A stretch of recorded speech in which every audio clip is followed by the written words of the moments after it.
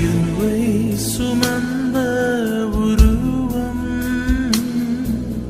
சிந்தின ரத்தம் புரண்டோடியே நதி போலவே பாய்கின்றதே. நம்பி இயேசு அண்டை வா. பிரேயர் வாரியர்ஸ் மினிஸ்ட்ரி இன்றைய வாக்குத்தத்தம் மத்தேயு அதிகாரம் 7 இறைவார்த்தை 24.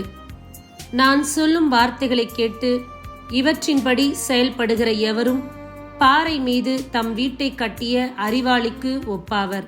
அன்பார்ந்தவர்களே, இந்த நாளில் ஆண்டவருடைய வார்த்தை கேட்டு அதன்படி தம்முடைய வாழ்க்கையை நடத்தக்கூடியவர்கள் எல்லோருமே ஆசிர்வாதம் மிக்கவர்கள், ஆசிர்வதிக்கப்பட்டவர்கள்தான்.